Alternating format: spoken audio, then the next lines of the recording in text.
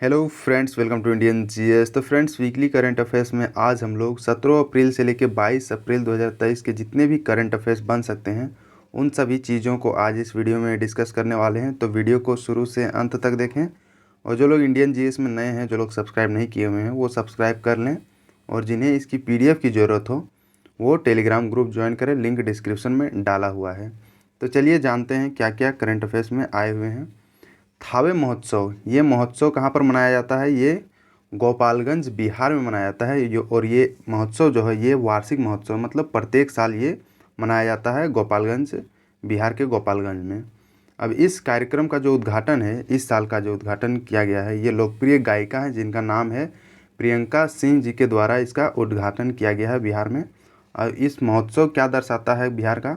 बिहार के पारंपरिक संगीत, नृत्य और कला के रूपों को इसमें प्रदर्शन किया जाता है, जिसका नाम है थावे महोत्सव। तो आपको बस याद ये रखना है कि थावे महोत्सव किस स्टेट में मनाया जाता है, तो ये बिहार में मनाया जाता है। और इसमें क्या है कि बॉलीवुड सिंगर जो हैं जिनका नाम है हिमेश रेशमिया, ये भी आने वाले हैं और ये परफॉर्म करने वाले हैं इस महोत्सव में। तो इतनी सारी चीज़ें रिलेटेड है जो थावे महोत्सव से है, तो इसे याद रखें। अब नेक्स्ट जानते हैं कृषि प्रमुख वैज्ञानिकों की G20 बैठक, ये कहाँ पर की गई है? ये वाराणसी में आयोजित की गई है कृषि प्रमुख वैज्ञानिकों की G20 बैठक। और इस बैठक का जो विषय है ये रखा गया है कि स्वास्थ्य लोगों और ग्रह के लिए सतत कृषि और खाद्य प्रणाली, ये इस बैठक का विषय ये रखा गया है। तो इन दोनों चीज़ों को याद रखें कि कहाँ पर आयोजित किया गया था। तो ये वाराणसी में आयोजित किया गया था और इसका बैठक का जो विषय क्या रखा गया है ये चीज़। अब नेक्स्ट जानते हैं फेमिना मिस इंडिया 2023 का घोषणा की गई है। तो इसमें कौन कौन विजेता रही है उन सभी को जान लेते हैं। तो ये जो फर्स्ट विजेता जो रही है ये राजस्थान की नंदिनी गुप्ता को 59वें फेमिना मिस इंडिया 2023 का ताज ये पहनाया गया है। और समारोह का जो आयोजन है ये इम्फाल के खुमान लंपक स्टेडियम मणिपुर में जो सिचुएटेड है, यहाँ पर इसका आयोजन किया गया था। और इसमें जो पहली रनर अप जो है ये श्रेया पूजा जो दिल्ली की रहने वाली है, और दूसरी रनर अप जो है ये थुना ओजम अस्ट्रेला लुआंग जो कि मणिपुर की रहने वाली है। तो ये तीनों का नाम याद रखें। और इन लोगों को जो ताज जो पहनाया गया मिस इंडिया का ताज, ये 2022 की मिस इंडिया विजेता जिनका नाम है सिनी सेट्टी जो कर्नाटक की रहने वाली है, इनके द्वारा ये ताज पहनाया गया। तो इन सभी का नाम याद रखें। आने वाले जितने भी इस साल के एग्ज़ाम हैं उन सभी के लिए ये हॉट क्वेश्चन ये बन सकता है और यहाँ से क्वेश्चन पूछे ही जा सकते हैं। तो इसे याद रखें कि कितना नंबर का था, ये 59वां नंबर का था। और कौन कौन विजेता रही, इन सभी का नाम याद रखें। अब नेक्स्ट जानते हैं संपीड़ित बायोगैस का पर वैश्विक सम्मेलन, दैट मीन्स कॉम्प्रेस्ड बायोगैस जो होता है उसका वैश्विक सम्मेलन किया गया। तो ये कहाँ पर किया गया? ये नई दिल्ली में ये किया गया, मतलब ये शुरू होगा ये 17 अप्रैल से, मतलब ये हो गया है। आज कितना है? 22 अप्रैल है, तो 17 अप्रैल को ये सम्मेलन हो चुका है। और इस सम्मेलन का जो थीम रखा गया है ये towards progressive policy framework for a robust CBG, that means compressed biogas foundation and growth, ये इस साल की थीम रखी गई है। जो संपीड़ित बायोगैस पर जो वैश्विक सम्मेलन किया जा रहा है इसकी थीम रखी गई है। ये दोनों चीज़ें याद रखें कि थीम क्या है और कहाँ पर आयोजित किया गया है। तो ये नई दिल्ली में आयोजित किया गया था। अब नेक्स्ट जानते हैं मोंटे कार्लो मास्टर्स युगल खिताब जो 2023 है, तो इसमें किनके द्वारा जीता गया है? तो ये जीते हैं इवान डोडिग और ऑस्टिन क्रेजिसेक के द्वारा ये खिताब जीता गया है, जिनका नाम है मोंटे कार्लो मास्टर्स युगल खिताब। और ये जो युगल खिताब है ये टेनिस खिताब जीतने के लिए फाइनल में जो इनके द्वारा रोमेन अर्नोल्डो और सैम बिसबॉर्न को हरा के ये दोनों ने जीता है। जो युगल टेनिस जो मतलब दो दो करके मिलके खेलते हैं, ये टेनिस का ये पार्ट है। और ये जो मोंटे कार्लो मास्टर्स फ्रांस के रोकबून केप मार्टिन में आयोजित पुरुष पेशेवर खिलाड़ियों के लिए एक वार्षिक टेनिस टूर्नामेंट है। ये कहाँ पर आयोजित किया जाता है? ये फ्रांस में आयोजित किया जाता है, तो ये भी याद रखें। तो ये रहा इनसे रिलेटेड, ये दोनों हैं जो विजेता हैं जिनका नाम है इवान डोडिग और ऑस्टिन क्रेजिसेक, ये दोनों का नाम है।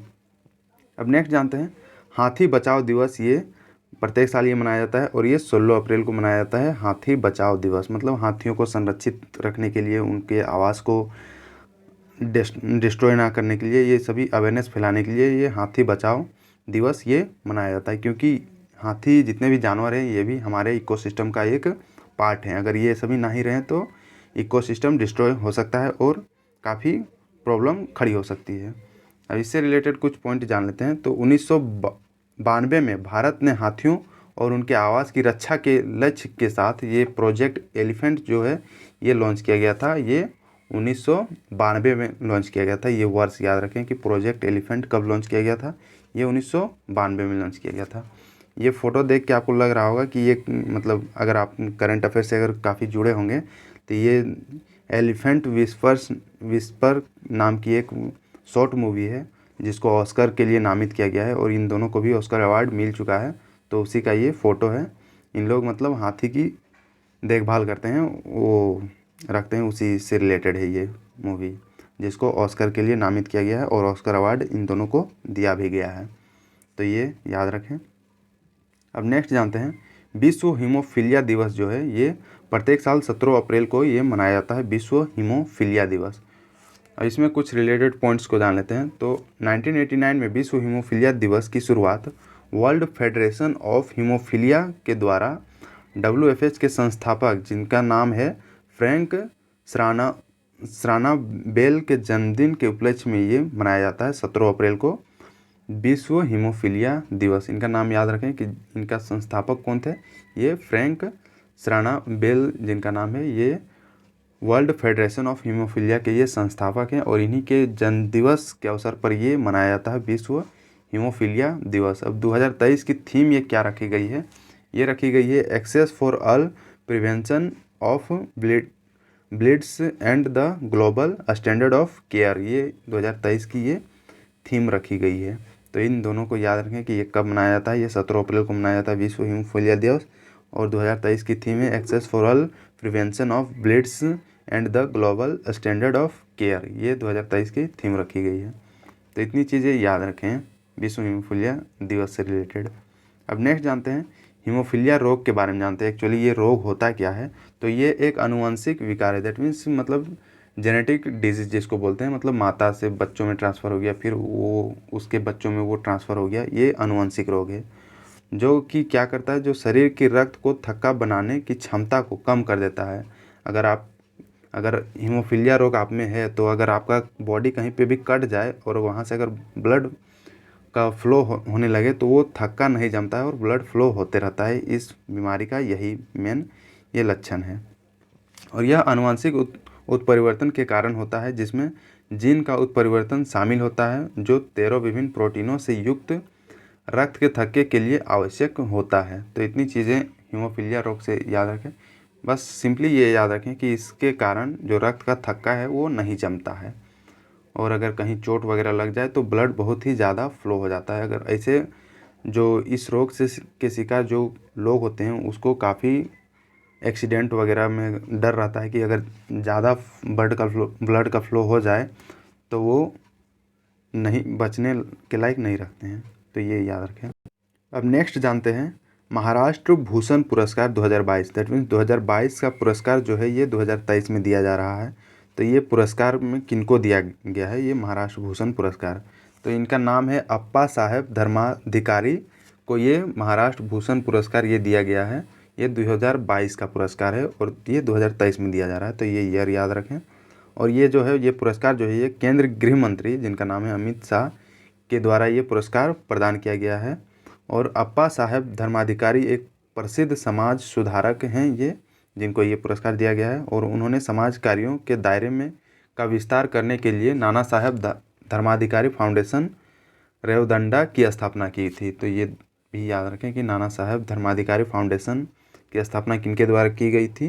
तो ये अप्पा साहेब धर्माधिकारी के द्वारा ये इस फाउंडेशन का स्थापना की गई थी और इनको 2017 में पद्मश्री से भी ये सम्मानित किए जा चुके हैं अप्पा साहेब धर्माधिकारी जी को। तो इनसे रिलेटेड इतनी सारी चीज़ें हैं, इसे याद रखें। अब नेक्स्ट जानते हैं कर्नाटक बैंक के अंतरिम CEO नियुक्त किए गए हैं। तो ये किनको नियुक्त किया गया है, जिनका नाम है शेखर राव, इनको नियुक्त किया गया है कर्नाटक बैंक के अंतरिम CEO, that means interim CEO जिसको बोल सकते हैं। अब नेक्स्ट जानते हैं दुनिया का सबसे बड़ा नार्को स्टेट ये कौन बना है। तो ये सीरिया जो है एक कंट्री है, इसको दुनिया का सबसे बड़ा ड्रग निर्माता और निर्यातक देश ये घोषित किया जा चुका है। मतलब यहाँ पर सबसे ज़्यादा ड्रग्स वगैरह का निर्माण होता है और यहाँ से निर्यात भी होता है, एक दूसरे देशों में यहाँ से भेजा जाता है इलीगली। इसका आर्थिक अस्तित्व अब कैप्टागन के उत्पादन और निर्यात पर बहुत अधिक निर्भर करता है। कैप्टागन जो है ये भी एक ड्रग का नाम है जो यहाँ पर काफ़ी ज़्यादा उत्पादन किया जा रहा है और निर्यात भी किया जा रहा है।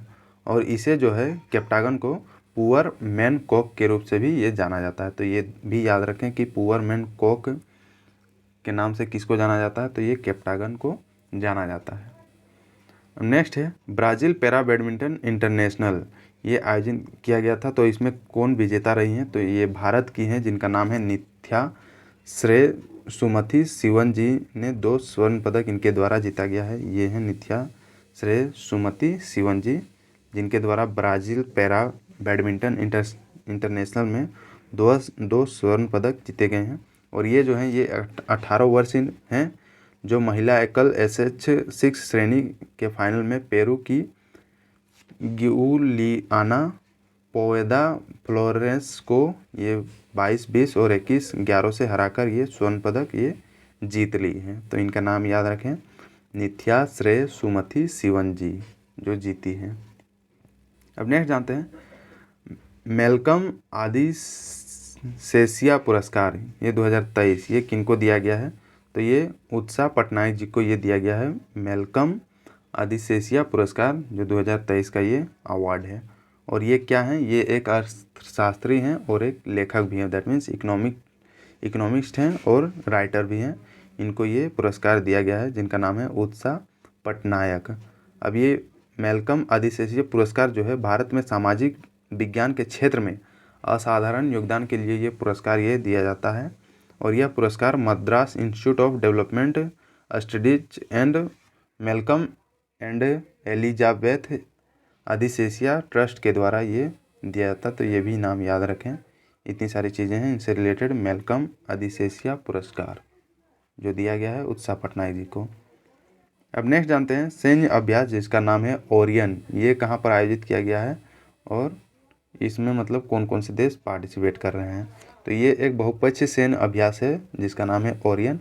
ये फ्रांस के मोर्टे डी मार्सन एयरबेस में ये शुरू हुआ, मतलब यहाँ पर आयोजित किया जा रहा है फ्रांस में।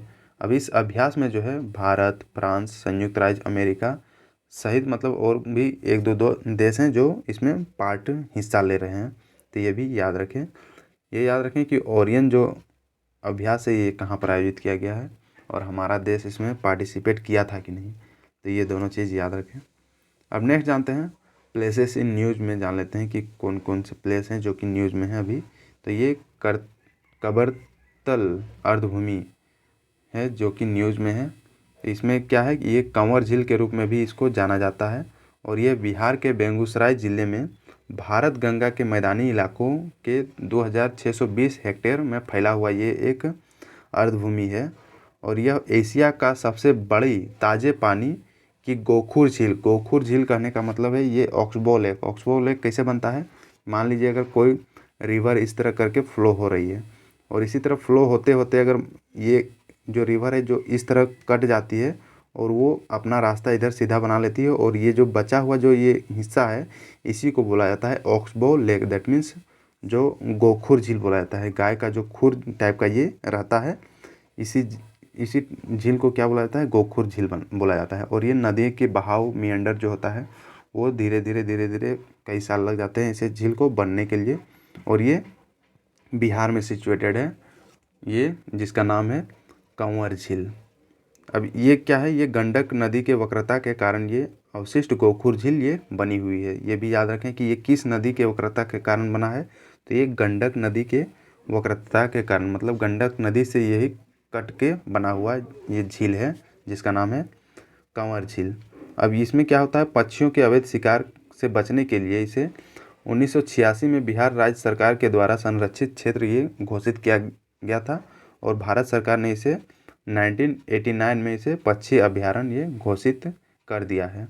और ये जो है नवंबर 2020 में रामसर स्थल घोषित किया गया है। तो ये काफ़ी इम्पोर्टेंट प्लेस है, इसको याद रखें। और यह जो है बिहार का पहला रामसर स्थल है। That means first Ramsar site of Bihar is Kabartal अर्धभूमि, इसे याद रखें। अब नेक्स्ट जानते हैं आसन कंजर्वेशन रिजर्व, ये भी न्यूज़ में है। तो ये जो है ये क्या है, ये एक 444 हेक्टेयर में फैला हुआ ये एक रिजर्व है जिसका नाम है आसन कंजर्वेशन रिजर्व। और ये आसन रिवर के कॉन्फ्लुएंस में ये बना हुआ है, आसन और यमुना रिवर। और ये कहाँ पर है, ये देहरादून डिस्ट्रिक्ट ऑफ उत्तराखंड में सिचुएटेड है। और ये भी जो कंजर्वेशन रिजर्व है ये उत्तराखंड का फर्स्ट रामसर साइट ये बना है। तो ये भी याद रखें कि उत्तराखंड का पहला रामसर साइट कौन है, तो आसन कंजर्वेशन रिजर्व ये उत्तराखंड का फर्स्ट रामसर साइट है। तो इतनी ये याद रखें। अब नेक्स्ट करंट अफेयर जानते हैं कि क्या आया हुआ है। तो टेलेओस 2 उपग्रह है ये, हालांकि हमारे देश का उपग्रह नहीं है लेकिन हमारे देश से ये लॉन्च किया गया है। तो इसे जान लेते हैं इससे रिलेटेड। ये भारतीय अंतरिक्ष अनुसंधान संगठन, जिसका नाम शॉर्ट फॉर्म में इसरो बोला जाता है, ये जो है सिंगापुर के उपग्रह है ये, जिसका नाम है टेलियोस 2, इसको लॉन्च करेगा ये हमारा इसरो। अब इसमें क्या है कि उपग्रह को आंध्र प्रदेश के श्रीहरिकोटा में सतीश धवन अंतरिक्ष केंद्र से ये लॉन्च किया जाएगा, जिसका नाम है टेलिओस सेकेंड। और ये याद रखें कि ये सिंगापुर का एक उपग्रह है, ये हमारे देश का उपग्रह नहीं है, बस इसको यहाँ से लॉन्च किया जा रहा है। और ये इसीलिए लॉन्च किया जाता है क्योंकि हमारे देश से अगर लॉन्च करते हैं तो ये मतलब कॉस्ट कम पड़ता है अगर अदर कंट्रीज़ के कंपेयर में देखा जाए तो। इसीलिए बड़े बड़े देश जो हैं जैसे अमेरिका हो गया, रसिया वगैरह, जितने भी फ्रांस वगैरह हो गए, ये सभी क्या करते हैं, उपग्रह अपने यहाँ बना लेते हैं, बस यहाँ से ये लॉन्च करवाने के लिए यहाँ पर भेज देते हैं और कुछ पैसे यहाँ पर दे देते हैं। क्योंकि अगर दूसरे देश को अगर दिया जाए, अगर वो सब खुद अगर लॉन्च करें तो उन सभी को क्या कॉस्ट ज़्यादा पड़ जाता है। इसी वही कॉस्ट को बचाने के लिए वो सभी देश यहाँ पर भेज देते हैं कि लो तुम लॉन्च कर दो भाई, मैंने रेडी कर दिया हूँ। तो इसीलिए इससे हमारे देश का भी फ़ायदा हो जाता है जीडीपी वगैरह ग्रोथ में। तो अब नेक्स्ट जानते हैं T20 क्रिकेट में 4000 रन ये किनके द्वारा बनाया गया। तो ये भारतीय क्रिकेटर जिनका नाम है ईशान किशन, इनके द्वारा ये 4000 रन पूरे किए गए हैं और ये T20 क्रिकेट में इनके द्वारा पूरा किया गया है। अब जो किशन जो है ये मौजूदा इंडियन प्रीमियर लीग IPL 2023 में पंजाब किंग्स के खिलाफ ये मतलब ये रन पूरे किए हैं। और ये जो खुद हैं ये मुंबई इंडियंस के लिए ये खेलते हैं, जिनका नाम है ईशान किशन। तो ये याद रखें। अब नेक्स्ट जानते हैं संतो कबा मानवतावादी पुरस्कार ये किनको दिया गया है। तो ये दिया गया है सोनम वांगचुक जी को ये दिया गया है, जिनका नाम है संतो कबा मानवतावादी पुरस्कार। ये काफ़ी सोशल वर्क करते हैं इसीलिए इनको ये पुरस्कार दिया गया है। और ये जो है आइस स्तूपा परियोजना पर अपने काम के लिए सबसे ज़्यादा जाने जाते हैं। आइस स्तूपा क्या होता है, जो वहाँ पर लद्दाख वगैरह में ये इस परियोजना को ये खुद से ही मतलब कर रहे हैं, जिसमें पानी को कंजर्व करने के लिए वहाँ पर पानी की बहुत समस्या होती है लद्दाख में। तो उसी समस्या को दूर करने के लिए ये आइस स्तूपा परियोजना इनके द्वारा ये किया जाता है। और इसमें जो पानी को ही मतलब आइस स्तूप के रूप में वो वहाँ पर ये किया जाता है, ताकि फिर धीरे धीरे वो उस पानी का यूज किया जाए। अब यह पुरस्कार उन व्यक्तियों को मान्यता देता है जिन्हें शिक्षा, स्वास्थ्य सेवा और सामाजिक कल्याण के क्षेत्र में महत्वपूर्ण योगदान देते हैं। उन्हीं सभी को ये संतो कबा मानवतावादी पुरस्कार ये दिया जाता है। तो इतनी चीज़ें याद रखें। इस बार की जो ये पुरस्कार है ये सोनम वांगचुक को दिया गया है। और ये वही सोनम वांगचुक जी हैं जो मतलब 3 इडियट में आमिर खान जी जिनका रोल किया हुआ है, ये वही हैं। अब नेक्स्ट जानते हैं तो जो भारत दुनिया का सबसे अधिक आबादी वाला ये देश बन चुका है, ऐसा ये सर्वे करवाया गया था संयुक्त राष्ट्र जनसंख्या कोष के द्वारा ये कंडक्ट करवाया गया था कि कौन कौन देश की जनसंख्या कितनी बढ़ गई है। तो ये हमारा देश भारत है, ये पहला पूरे विश्व का पहला देश बन गया जनसंख्या के मामले में। और दूसरे स्थान पर जो है ये चीन अब हो गया है, मतलब चीन को पीछे छोड़ते हुए भारत अब आगे बढ़ गया है एज अगर देखा जाए पॉपुलेशन के हिसाब से। तो और यह जो है the state of world population report 2023 ये जारी किया गया है, जिसका शीर्षक जो है ये रखा गया है 8 billion lives infinite possibilities the case for rights and chance, ये इसका शीर्षक रखा गया है। तो ये भी याद रखें। और ये किसके द्वारा किया गया है? ये संयुक्त राष्ट्र जनसंख्या कोष के द्वारा ये करवाया गया है, और जिसमें the state of world population report 2023 ये प्रस्तुत किया गया है इनके द्वारा। अब भारत की जनसंख्या जो है ये 1428.6 मिलियन ये है, जबकि चीन की जनसंख्या है 1425.7 मिलियन, ये ऐसा इसके द्वारा ये बताया गया है। तो ये याद रखें।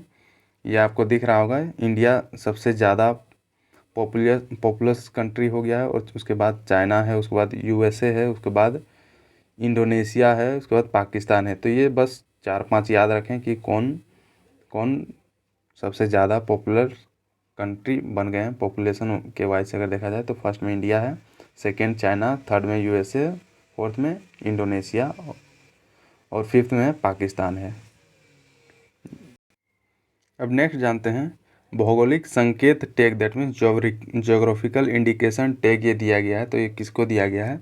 ये तमिलनाडु के जो एक अंगूर है जिसका नाम है कुम्बुम अंगूर, इसको दिया गया है जोग्राफिकल इंडिकेशन टैग ये दिया गया है।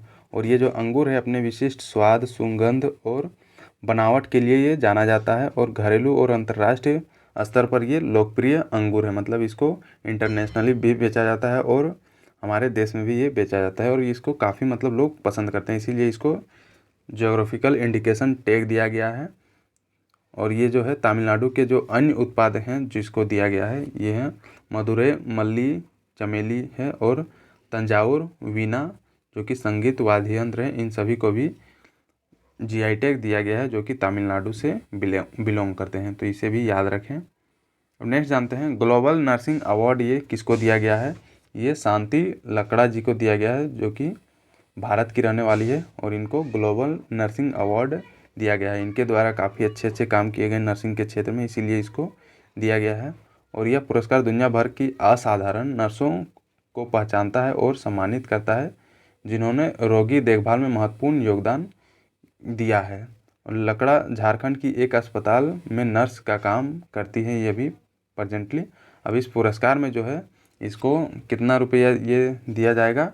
इसमें $25,000 रुपये मतलब दिया जाएगा। $25,000 को अगर रुपये में कन्वर्ट करना है तो उसको अभी जो चल रहा है शायद $1 80 रुपये तो 75 रुपया इस तरह करके चल रहा है, तो उसमें मल्टीप्लाई करें तो आपको पता चल जाएगा कि कितना रुपया इनको मिलने वाली है ग्लोबल नर्सिंग अवार्ड में। तो ये याद रखें किसको दिया गया है? ये शांति लकड़ा जी को दिया गया है 2023 का ग्लोबल नर्सिंग अवार्ड। ये दिख रही होंगी शांति लकड़ा जिनको दिया गया है ये अवार्ड। अब नेक्स्ट जानते हैं लता मंगेशकर पुरस्कार ये किनको दिया गया है? ये आशा भोसले जी को दिया गया है। लता मंगेशकर पुरस्कार ये भी एक गायिका हैं जिनको दिया गया है ये पुरस्कार। अब ये पुरस्कार जो है परिवार और ट्रस्ट ने लता मंगेशकर की याद में ये पुरस्कार की स्थापना की है, जिनकी जो लता मंगेशकर की जो मृत्यु है ये 6 फरवरी 2022 को ही ये हो गई थी। तो इनकी याद में इस पुरस्कार की घोषणा की गई है कि उनके याद में ये पुरस्कार दिया जाएगा। तो ये इस साल के जो पुरस्कार हैं ये आशा भोसले जी को दिया गया है। लता मंगेशकर पुरस्कार ये हैं आशा भोसले जिनको ये पुरस्कार दिया गया है। अब नेक्स्ट जानते हैं वर्ल्ड प्रेस फोटो अवार्ड ये किसको दिया गया है? तो ये मारियोपोल अस्पताल हमले की एपी की तस्वीर को दिया गया है वर्ल्ड प्रेस फोटो अवार्ड। ये रहा ये फ़ोटो, इसको दिया गया है वर्ल्ड प्रेस फोटो अवार्ड इस साल का। और इसमें फ़ोटोग्राफ़र कौन है, किनके द्वारा ये फ़ोटो क्लिक किया गया है? तो ये है एवगेनी मालोलेक्टक के द्वारा ये फ़ोटो ली गई है, और ये 2011 में ही ये लिया गया था जब यूक्रेन शहर है जहाँ जिसका नाम है मारियोपोल के अस्पताल में जब गोलीबारी हुई थी उस टाइम का ये फ़ोटो लिया गया था, क्योंकि ये यूक्रेन और रसिया का जो युद्ध चल रहा था उसी टाइम से ये फ़ोटो लिया गया है। अब यह हमला क्षेत्र यूक्रेन सरकारी बलों और रूस समर्थक अलगाववादियों के बीच चल रहे संघर्ष का ये हिस्सा था, जिसे ये वर्ल्ड प्रेस फोटो अवार्ड दिया गया है। तो इसे बस याद रखें कि किसको दिया गया है। तो ये मारियोपोल का अस्पताल है, इसमें हमला किया गया था उसी का एक फ़ोटो लिया गया था। जो फोटोग्राफर हैं एवगेनी मालोलेटक के द्वारा ये फ़ोटो लिया गया था और इसी को दिया गया है वर्ल्ड प्रेस फ़ोटो अवार्ड। तो इसे याद रखें। अब नेक्स्ट जानते हैं अभ्यास इन योकोस ये आयोजित किया जा रहा है और ये कहाँ पर आयोजित किया जा रहा है? ये ग्रीस में आयोजित किया जा रहा है और ये हमारे देश के वायुसेना भी इसमें भाग लेने के लिए पहुंच रही है। और ये वायुसेना में कौन जा रहा है? तो ये Su-30 MKI लड़ाकू विमान को भेजा जा रहा है इस अभ्यास में भाग लेने के लिए। तो ये बस याद रखें इन कोस, ये थोड़ा प्रोनाउंसिएशन थोड़ा डिफ़िकल्ट है, इसको खुद ही पढ़ लें। तो ये कहाँ पर आयोजित किया जा रहा है? ये ग्रीस में आयोजित किया जा रहा है। अब नेक्स्ट जानते हैं ग्लोबल यूनिकॉर्न इंडेक्स 2023 ये जारी किया गया है। अब इसमें कौन किनके द्वारा जारी किया गया है? ये हुरून के द्वारा ये इंडेक्स जारी किया गया है और ये भारत जो इसमें है तीसरे स्थान पर ये इस इंडेक्स में भारत है। और प्रथम स्थान पे कौन है? ये अमेरिका है और दूसरे स्थान पे चीन को रखा गया है इस ग्लोबल यूनिकॉर्न इंडेक्स 2023 के इस इंडेक्स में। तो ये बस इन तीनों देश का याद रखें कि अमेरिका पहला स्थान पे है, चीन दूसरे स्थान पे है और जो भारत हमारा देश है ये तीसरे स्थान पे इस इंडेक्स में है। अब नेक्स्ट जानते हैं ये निधन हो गया जो कि गायिका हैं और लेखिका भी हैं जिनका नाम है पामेला चोपड़ा। इनका निधन हो गया है हाल ही में और वह एक फिल्म लेखक और निर्माता भी थी। ये जो आपको दिख रही होंगी पामेला चोपड़ा और वह जाने माने निर्देशक यश चोपड़ा की पत्नी भी थी। ये काफ़ी फेमस पर्सनालिटी थी जिनका हाल ही में निधन हो गया है। अब नेक्स्ट जानते हैं भारतीय वायुसेना कमांडरों का सम्मेलन जो है ये कहाँ पर आयोजित किया गया है? तो ये नई दिल्ली में आयोजित किया गया है। ये सम्मेलन को जो है भारतीय वायुसेना कमांडर जो है इसका सम्मेलन करवाया जा रहा है। अब इसमें चीफ ऑफ डिफेंस स्टाफ हैं जिनका नाम है जनरल अनिल चौहान, इस सम्मेलन में भाग लिए हैं और इस सम्मेलन का उद्देश्य जो है ये भारतीय वायुसेना की परिचालन तैयारी की समीक्षा और विश्लेषण करना इसका मेन उद्देश्य था। और ये 2023 का जो इसमें थीम रखा गया है ये है बियॉन्ड बाउंड्रीज रोबस्ट फाउंडेशन। ये 2023 का ये थीम रखा गया है। भारतीय वायुसेना कमांडरों का सम्मेलन का ये थीम रखा गया। तो ये सभी चीज़ें याद रखें। अब नेक्स्ट जानते हैं राष्ट्रीय सिविल सेवा दिवस। ये प्रत्येक साल 21 अप्रैल को ये मनाया जाता है राष्ट्रीय सिविल सेवा दिवस। हमारा जो देश है इस यहाँ पर जो मेन जो कैंडिडेट हैं जो कि चलाते हैं शासन चलाते हैं ये सिविल सर्वेंट ही हैं जो कि अच्छे से हमारे देश को बचा के रखें। बाकी नेता वगैरह तो अगर इनके अंडर में अगर ज़्यादा कुछ रहता तो ये देश को लूट के खा जाते। तो ये अगर देश बचा है तो ये सिविल सर्वेंट जितने भी IAS IPS इन सभी के द्वारा ही ये बचाया गया है क्योंकि यही मेन जो है जो कि जितने भी स्कीम वगैरह जो होते हैं इसको इम्प्लीमेंट करवाते हैं अच्छे तरीके से और ये देख रेख करते रहते हैं। अब ये क्यों मनाया जाता है? तो ये दिवस जो है 21 अप्रैल की तारीख उस दिन की याद दिलाती है जब स्वतंत्र भारत के पहले गृह मंत्री जिनका नाम है सरदार वल्लभ भाई पटेल ने 1947 में प्रशासनिक सेवा अधिकारियों के परिवीक्षार्थियों को संबोधित किया था और इसी दिन से ये मनाया जा रहा है राष्ट्रीय सिविल सेवा दिवस। और ये जो है IAS IPS और IFS इसमें शामिल है इस सिविल सेवाओं में। तो ये तीनों की याद में ये मनाया जाता है राष्ट्रीय सिविल सेवा दिवस ताकि उन लोगों को भी ये प्रमोट मिले कि उनको याद किया जाता है कि नहीं हमारे देश में, क्योंकि उन्हीं लोगों का सबसे ज़्यादा भागीदारी है देश को चलाने वगैरह में। ये अब नेक्स्ट जानते हैं इम्पोर्टेंट डेज को जान लेते हैं जो पिछले सप्ताह में जो इम्पोर्टेंट डेज थे। और जो लोग उस वीडियो को नहीं देखें पिछले सप्ताह के वीडियो उसको भी देख लें ताकि आपको ये जो इम्पोर्टेंट डेज है उसका थीम वगैरह भी आपको पता चल जाए। और ये तो अब जान लेते हैं उसको रिवाइज भी कर लेते हैं। तो ये विश्व कला दिवस जो है ये 15 अप्रैल को प्रत्येक साल मनाया जाता है कला को प्रमोट करने के लिए वगैरह वगैरह। और अम्बेडकर जयंती ये 14 अप्रैल को मनाया जाता है। डॉक्टर भीमराव अम्बेडकर जी की जयंती ये प्रत्येक साल 14 अप्रैल को मनाई जाती है। और जलियांवाला बाग जो है ये 13 अप्रैल को मनाया जाता है। और ये कब हुआ था? 13 अप्रैल 1919 में ये हुआ था जलियांवाला बाग हत्याकांड, जिसमें अंग्रेज़ों के द्वारा जलियांवाला बाग में काफ़ी लोगों को मतलब मार दिया गया था, गोलीकांड करवा दिया गया था। अब नेक्स्ट है विश्व पार्किंसन दिवस जो है ये 11 अप्रैल को मनाया जाता है प्रत्येक साल। और महात्मा ज्योतिबा फुले जयंती ये भी 11 अप्रैल को मनाया जाता है। और विश्व होम्योपैथी दिवस जो है ये 10 अप्रैल को मनाया जाता है, जो कि पिछले सप्ताह के ये इम्पोर्टेंट डेज हैं, इसे याद रखें। इसको रिवाइज भी ये करवा दिए हैं। तो ये रहा दोस्तों इस वीक का जितना भी इम्पोर्टेंट टॉपिक है, जो एग्ज़ाम पर्सपेक्टिव्स काफ़ी इम्पोर्टेंट है। और ये जो है ये सभी एग्ज़ामों के लिए ये करंट अफेयर काफ़ी महत्वपूर्ण है। यहाँ से क्वेश्चन आपको देखने को मिलेंगे ही मिलेंगे। तो इसे रेगुलर देखते रहें। प्रत्येक सप्ताह ये सैटरडे या तो फिर संडे को ही आ ही जाता है, तो इसे देखते रहें। और जो लोग इस चैनल में नए हैं, जो लोग सब्सक्राइब नहीं किए हैं, वो सब्सक्राइब कर लें ताकि आपको इसकी नोटिफिकेशन मिलती रहे प्रत्येक सप्ताह। और इस वीडियो को लाइक शेयर ज़रूर करें अपने दोस्तों के बीच। तो थैंक यू दोस्तों।